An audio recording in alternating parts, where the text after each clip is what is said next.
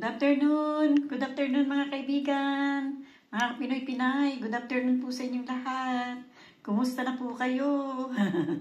Nandito na naman po si Tita Emmy at ako'y meron ipapakita po sa inyo. Tayo magluluto ngayong araw na to. Mga amigo, amiga, mga Pinoy-Pinay, magluto po tayo ng ampalaya na may itlog. Ayan po, samahan niyo po ako. Tayo na! Ayan po, ilapag ko muna po kayo rito at nang tayo ay magsama-sama. Thank you po mga kaibigan ko. Ito po ang ating pinaiinit na kawali para sa ating itlog. Ayan, iurong-urong lang natin Tita Emmy. Ay, urong-urong po natin ng konti Tita Emmy. Ayan, nang makita po natin. Kasi medyo, ayan. Hindi po yata makita. Ayan po. Ayan, nag-iinit na po tayo ng kawali para sa ating itlog. Ito po. Ay, itlog ng ampalaya. Ito po ay lalagyan natin ng bawang at sibuyas. Ayan po, bawang at sibuyas. Yan ang ating main ingredient. Itong ating ampalaya. Ayan po siya. Lagay ko na lang dito sa tabi natin dyan. At ang ating pong kasunod na ingredient ay ang ating itlog. Ayan po, meron tayong itlog. Ayan. Ilalagay po ni Tita Emmy itong hinimay niyang langgunisa. Inalis ko po yung balat. Ilalagay ko po yan para po hindi po masyadong mapait yung ating ampalaya. At lalagyan po natin siya ng paminta. Lalagyan po natin siya ng sibuyas na dry na sibuyas at dry na bawang. Yan po ang ating ilalagay ngayong araw na to. Siyempre, hindi po mawawala ang ating asin at baka po'y matabang ang ating luto. Ayan po. So, umpisahan na po natin magisa ng bawang at ng sibuyas. Umpisahan na po natin yan, yung sibuyas at bawang na yan. Ayan. Painit na po yung ating kawali. Ininit na po yan ni Tita Emmy para hindi po kayo masyadong maiinit. Kasi po alam ko po ay maiinit po kayo sa ating pagluto. Ayan po. Ayan. Ang ating sibuyas. Ayan po.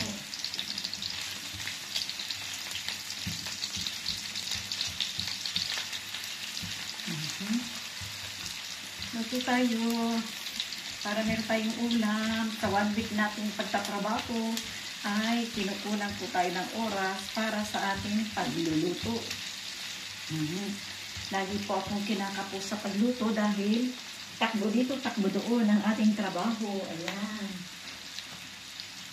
Ayan, nangangamoy na po ang ating bawang at sibuyas. Ayan, nangangamoy na. Ayan.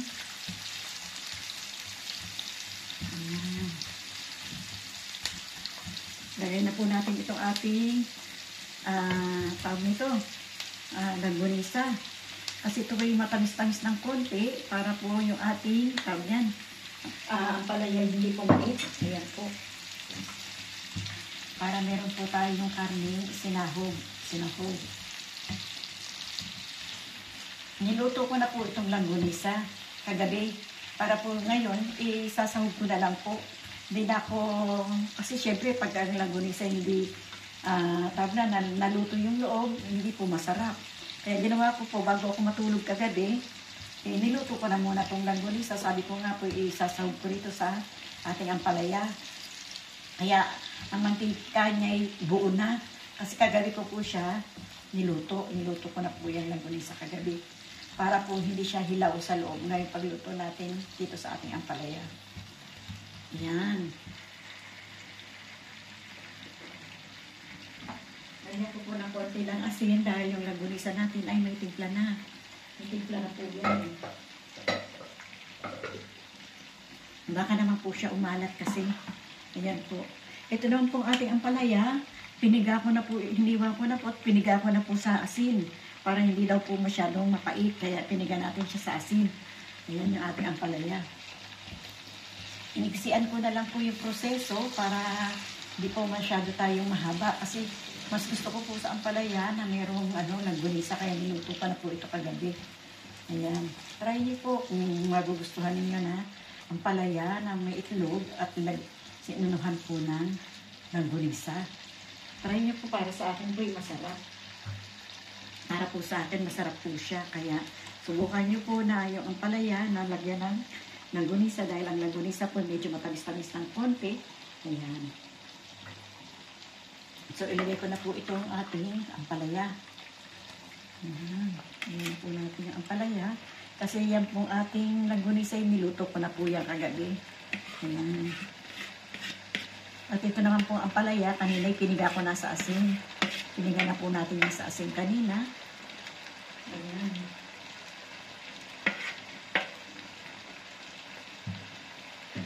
Subukan niyo po yung ampalaya may langgunisa. Masarap po siya. Kasi medyo yung langgunisa nga po natin sa Pilipinas ay matamis-tamis. Ito po ay gawa dito, pero gawa po ng isang Pilipina. Kaya sa palagay ko po ay okay din. Parehas lang din po ang lasa para sa Pilipinas at saka dito.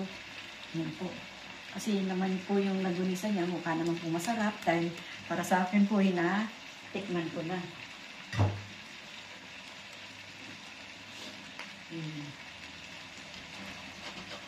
Yan po. So, ang ating na lang pong iluluto, yan pong ating ampalaya, at saka ito pong ating itlog. Yan na lang pong ating iluluto. Kita niyo po ba? Ayan, oh. Ang hirap, oh.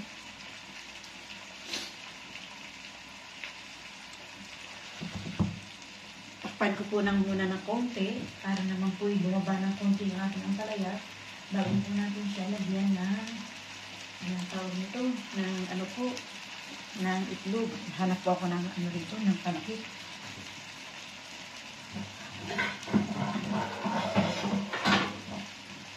Hindi na makatayo ng tita. Ayan po. Maliit po yung aking pakit. Palitin ko po kaya. Hindi na. Kasi yan. Hindi rin po pwede. Hindi po pwede kita eri. Malaki po talaga problema.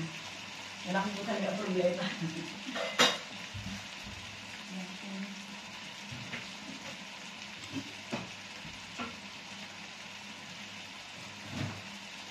Yan, nakapaghanap na kahit na konti isingit kita eri na po. Ano, takit? Yan. Takpan lang po muna natin. Sandali lang po yan. Siguro po'y maluluto na agad naman yun. Ayan.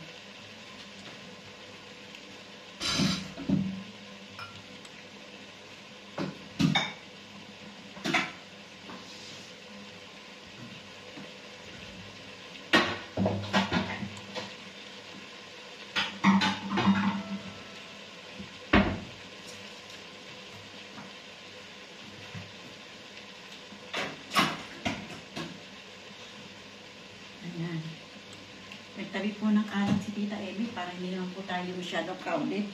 Masyado pong, ano, ayan, tingnan ko na po siya. Kung malalagyan ko na po ng paminta, ay, ng ano, ng paminta, tsaka ng bawang. Bawang po ito na ating ilalagay na dry para po siya lumasa ng gusto. Ayan. Lagyan ko rin po ng dry na sibuyas. Ayan. Dry po na sibuyas yan ating ilalagay. Ayan po. At lagyan ko na rin po siya ng paminta. Ayan. Lagyan ko na rin po siya ng chicken cubes. Lagyan ko na rin po siya ng chicken cubes para paglagay po natin ng itlog mamaya ay naano na natin siya, naiayos na po natin siya ng maigi. Ayan. Binurog ko po yung chicken cubes para po hindi matagal matunaw. Ayan. Para po agad ang lasa ng chicken cubes sa sa ampalaya. Ayan. Lawin po natin ng konti. Sa ganyan lang po ang paghalo. Kasi po yun nga po, sabi nga nila para hindi naman po alam nyo na po yun.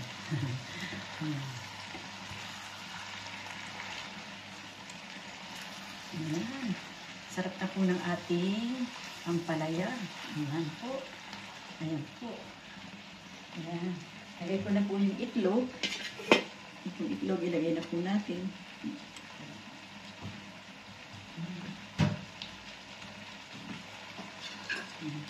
Ilagay ko na po itong itlog.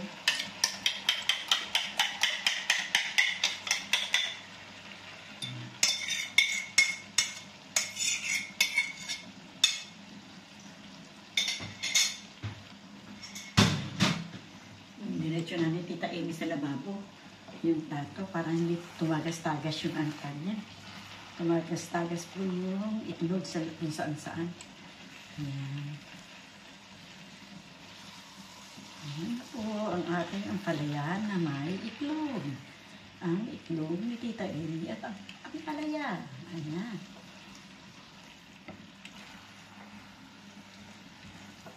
Ayan, takpan ko lang po muna ng konti at mamaya-maya buksan po natin ulit para po inyong makita. Ito po lang gunisa natin ay huwag kayong mag-alala.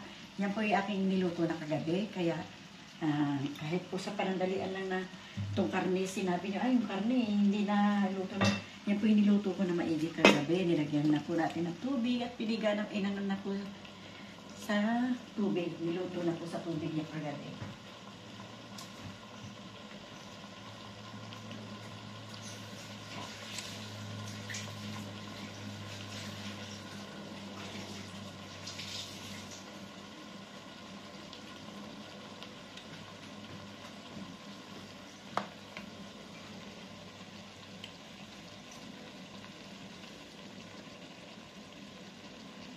Ayan po.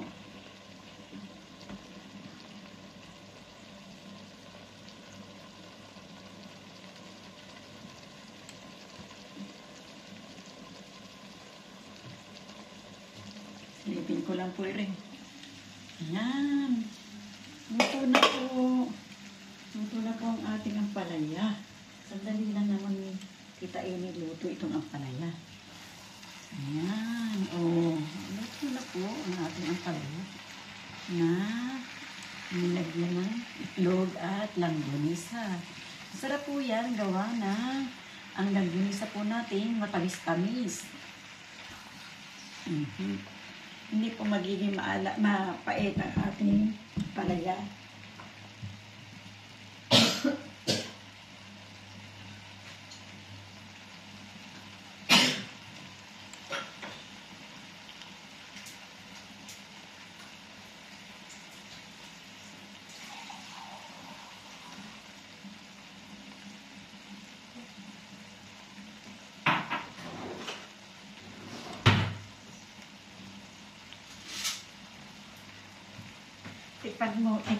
Tikman po natin ito ating ampalaya kung okay na.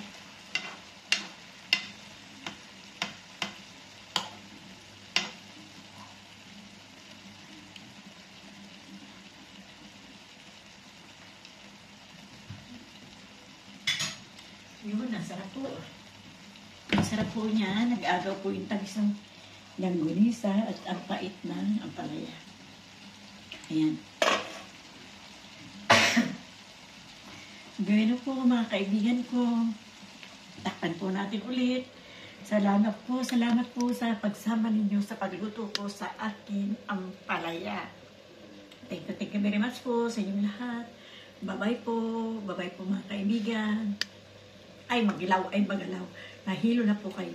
Maraming po salamat sa inyong lahat. Ating luto na ang ating ampalaya. Thank you very much po. Bye.